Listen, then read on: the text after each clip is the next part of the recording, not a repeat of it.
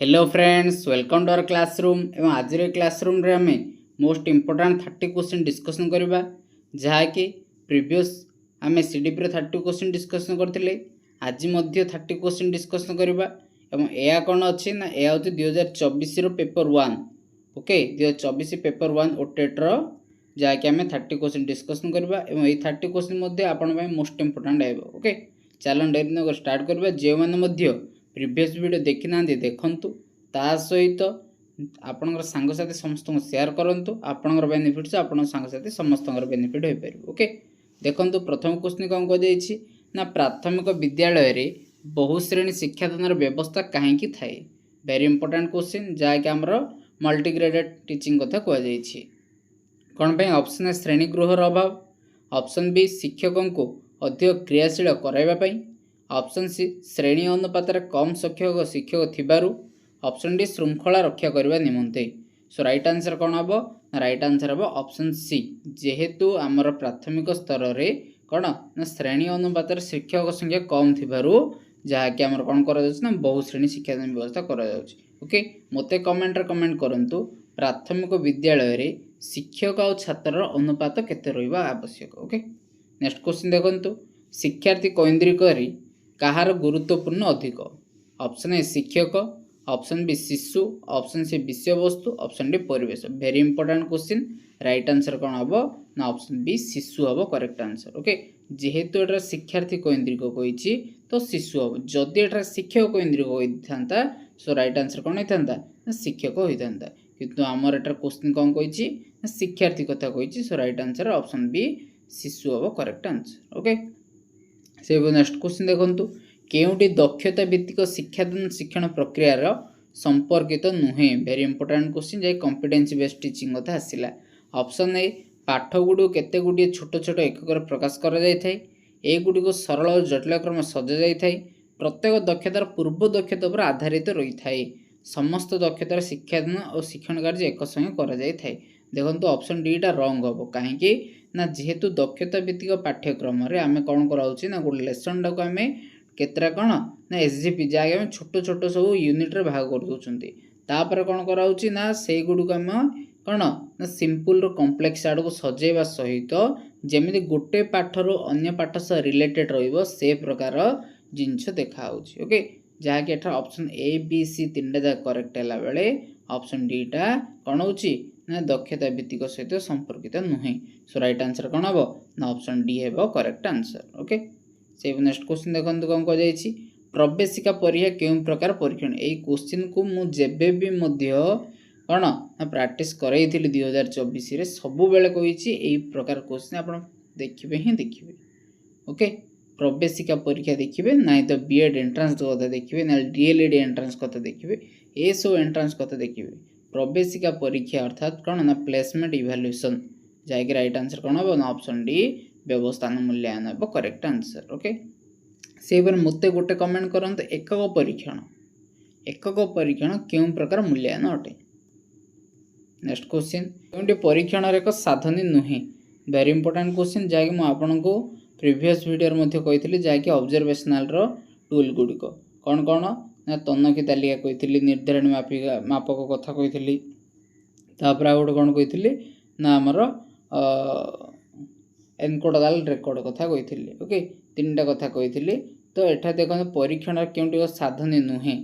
Option A तनखी तालिका, option B निर्धारण मापनी, option C प्रगतिपत्र, option D गृह कार्य। देखो आम परीक्षण करवा माने आम तनखी तालिका करवा, चेकलिस्ट करवा, तार रेटिंग स्केल करवा, होमवर्क जहाँकि आम घर कौन ना कि आम परीक्षण कर प्रोग्रेस कार्ड आम कि परीक्षण करिया।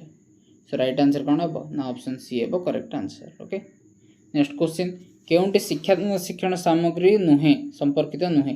शिक्षादान शिक्षण को आनंददायी करें ठीक अच्छी, निर्धारित समय विषय वस्तु समाप्त करते ठीक अच्छी, अभिप्रेरणा करते ठीक अच्छी, वास्तव धारणा उपर शिक्षादान करते ठीक अच्छी। देखो कौटा भूल बोली से पचारूँ। देखो शिक्षण सामग्री सहित संपर्कित नुहे।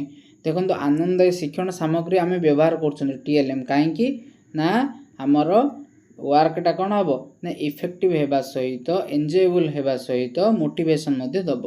जहाँकि आनंददायक दे था ठीक अच्छी अभिप्राय मोटिवेशन देता ता वास्तव धारणा जहाँकि आम स्थूल धारणा बोली कही था ओके से कंक्रीट उपरे आम कौन कर ना आम से शिक्षा दे था यह ठीक अच्छे निर्धारित समय मध्य विषय वस्तु समाप्त करवा निर्धारित समय माने से निर्धारित समय आम कौन क्या निर्धारित समय करवा ये कौन किसी मेंशन अच्छी कि जहाँकि एठार शिक्षार्थी निर्धारित समय रे कौन ना विषय वस्तु समाप्त करवा होता ठीक होता किंतु एठा जेहेतु केवल निर्धारित समय कही तो यहीटा आम क्या बुझा ना शिक्षक को बुझा सो राइट आंसर एठार कौन हम निर्धारित समय रे विषय वस्तु को समाप्त करवा अर्थात शिक्षक जब भावी मु 3 दिन रे पाठटा को सारी बोले से 3 दिन रे सार पिला जदि न बुझुची बोले ना एटा हम कि एटा हम ना जदि एटा पिलांकर निर्धारित समय मध्य रही था अर्थात पिला जदि बुझा मन कर नहीं था के 10 दिन बोले आम से जिनस करते जिनस ठीक होता किंतु एठार कौन कही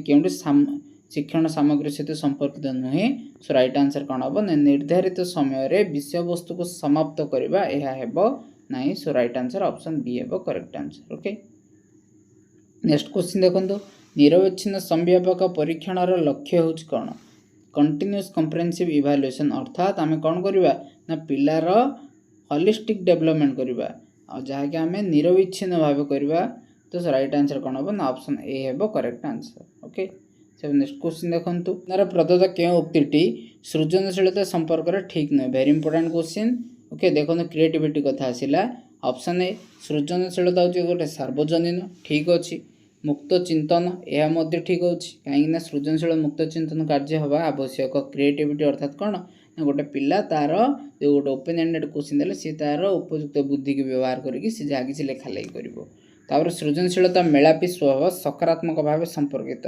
यह ठीक नहीं ओके यह भूल अच्छी सृजनशीलता विद्यालय साफल्यता पारस्परिक भाव संपर्कित नुहति यह ठीक अच्छी सो राइट आंसर कौन हम ऑप्शन सी सृजनशीलता और मेलापी स्वभाव सकारात्मक भाव संपर्कित नेक्स्ट क्वेश्चन देखो पाठ्य अन्य सहपाठ्यभित्तिक सफलता परिमापन क्यों मूल्यांकनटी फलप्रद अटे ऑप्शन व्यवस्थान संव्यापक अभियोग्यता निधनात्मक देखो व्यवस्थान मूल्यांकन केतल करवा जिते सी क्लास को एंट्री कर क्लास एंट्री ऑलरेडी हो जाइए पाठ्य सहपाठ्य कथा पचार तार संव्यापक कम्प्रेहेंसिव यह हम अभियोग्यता परीक्षण केतल करवा जितेबले जनकर दक्षता अच्छी कि नहीं परीक्षा करने आम अभियोग्यता परीक्षण कर निदानात्मक जदि एठार आम देखिले तार कौन प्रकार असुविधा अच्छी बोले आम जा निदानात्मक आड़े जावा तो ना निदानात्मक आड़े जावा आवश्यक ना सो राइट आंसर एटा कौन हम ना पाठ्य अन्य सहपाठ्य भित्तिक सफलता परिमापन राइट आंसर ऑप्शन बी संव्यापक मूल्यांकन करेक्ट आंसर ओके से नेक्स्ट क्वेश्चन देखो क्योंटी एक निरंतर परिमापन नुहे बोली पचार कौन हम right answer option a motivation है करेक्ट आंसर कहीं शिक्षण गोटे निरंतर परिमापन विकास भी गोटे निरंतर परिमापन वृद्धि भी हूँ गोटे निरंतर परिमापन okay right answer option A है करेक्ट आंसर तापर कौन देछि ना बांधुरांग मतरे निम्नोक्त क्योंटी पर्यवेक्षण आधारित शिक्षण एक प्रक्रिया नुहे ऑप्शन आचरण को संगठित कर देखो प्रथम ही भूल आचरण को संगठित करवा ही तार नथिला तापर मनोयोग देवा आचरणगत प्रत्यक्ष उपलब्ध हासिल करवा ठीक अच्छे आचरण को मन रखा ठीक अच्छी तार स्मृति शक्ति को कार्य परिणत करवा यह ठीक अच्छे राइट आंसर कौन हम ऑप्शन ए है correct answer okay next question देखो अंतर्निवेश शिक्षा रे क्यों विश्वास करे नाही अंतर्निवेश शिक्षा वेरी इंपोर्टेंट क्वेश्चन आप इनक्लूसिव एजुकेशन रो मोस्ट इंपोर्टेंट क्वेश्चन पाइबे ऑप्शन है प्रभेद और वैषम्य को ग्रहण करे और विभिन्नता अभिनंदन करे यह तो मेन पॉइंट ठीक अच्छी विभिन्नता एक सामाजिक दायित्व ताहा ग्रहण करे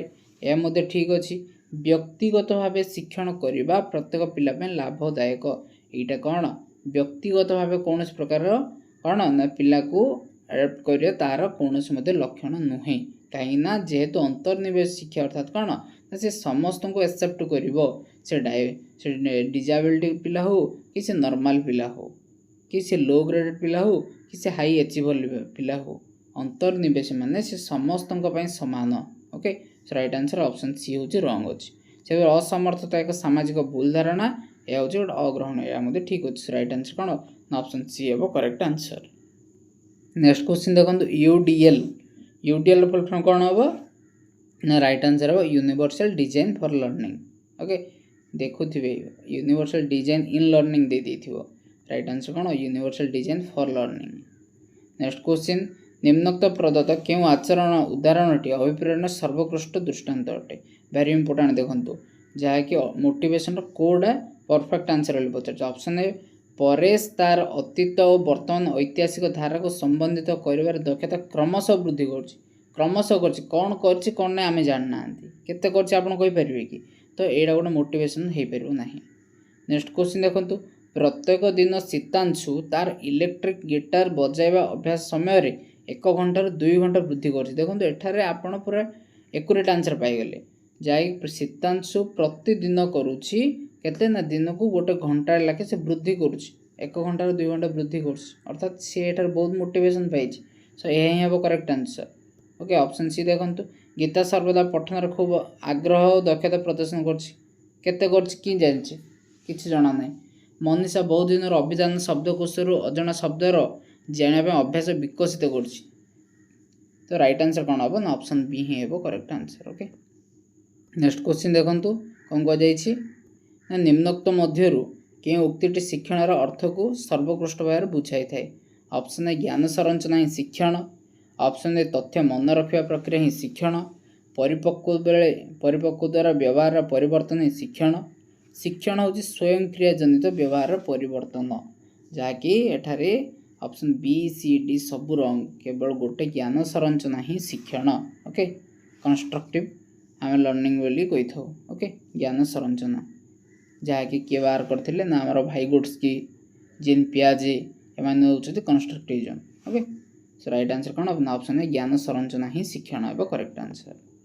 नेक्स्ट क्वेश्चन देखो से कौन कह भिन्नता को दृष्टि रखी आमको केउं प्रकार पाठ्यक्रम आपणाइबा को पड़िबो। वर्तमान आम चिंता कले जहाँकि पिलामानंकर भिन्नता थाइकी मध्य आम गोटे जगार पाठ पढ़ाई पारिबा से हूँ कोडी ना अंतर्निवेशी शिक्षा। ऑप्शन बी हूँ correct answer. Okay next question निम्नोक्त मध्य केउंडी मेधावी शिक्षार्थी मानक एक व्यवस्था नुहे। मेधावी शिक्षार्थी व्यवस्था नुहे पचार। ऑप्शन ए त्वरान्वित शिक्षा। ऑप्शन बी क्षुद्र दल गठन कर शिक्षा। ऑप्शन सी समृद्धिमूलक कार्यक्रम। ऑप्शन डी समर्थ दल गठन। सो राइट आंसर कौन हम ना ऑप्शन बी क्षुद्र दल गठन कर शिक्षादान से कौन ना व्यवस्था नुहे। त्वरान्वित शिक्षा ठीक अच्छे छोट छोट दल गठन कर शिक्षा यह देख हेनी। समृद्धिमूलक कार्यक्रम से कराऊँ समर्थ दल गठन यह हो। सो राइट आंसर ऑप्शन बी है करेक्ट आंसर। तापर केउंटी शिक्षण तीनोटी उपादान संपर्कित नुहे। देखंतु तीनटा उपादान कौन कौन ना गोटे हूँ एटेंशन आउट हूँ रिटेंशन आउट हूँ एप्लिकेशन।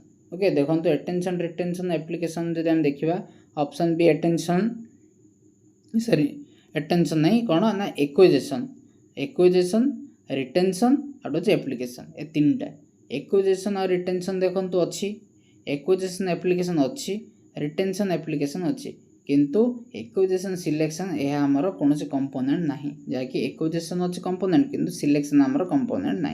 सो राइट आंसर कौन हम ना ऑप्शन ए है correct answer. Okay next question देखंतु केउंटी शिक्षण एक स्वरूप को ठीक भाव दर्शाऊ ना। शिक्षण एक उद्देश्य भित्तिक कार्य। शिक्षण एक सार्वजनीन। शिक्षण एक उपयोजन। शिक्षण हो तथ्य मन रखा प्रक्रिया। देखो तथ्य मन रखा प्रक्रिया शिक्षण एक नुहे। सो राइट आंसर कौन हम ना ऑप्शन डी है करेक्ट आंसर। जब नेक्स्ट क्वेश्चन देखो कौन कह पामर मत अनुसार शिशुठार आचरणगत परिवर्तन क्या घटी थाए। वेरी इंपोर्टेंट जहाँकि शिशुर जो आचरण घटुची तार कौन ना विकास और पूर्णता। ओके जहाँकि आम मैच्योरिटी बोली आम कही था विकास व पूर्णता सहित आमर घटी थाए। सो राइट आंसर कौन हम ना ऑप्शन डी है करेक्ट आंसर।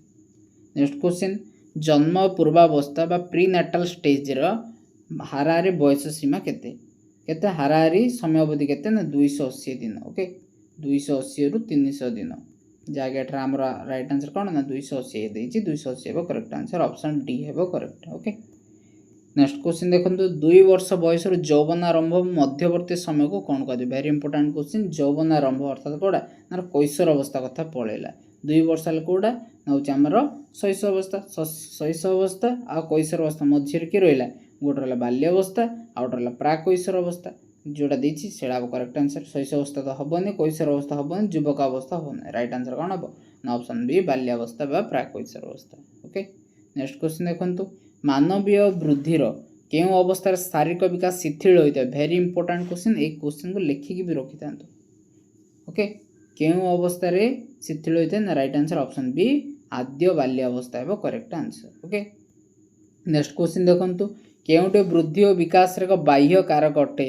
वृद्धि और विकास बाह्य कारक ऑप्शन ए मातृगर्भर थिबा परिवेश, ऑप्शन बी बुद्धिमत्ता, ऑप्शन सी आवेगिक कारक, ऑप्शन डी जैविक कारक। राइट आंसर कौन हम ना ऑप्शन ए ओके मातृगर्भर थिबा परिवेश है करेक्ट आंसर। नेक्स्ट क्वेश्चन केउटे एक विकासर नियम नुहे।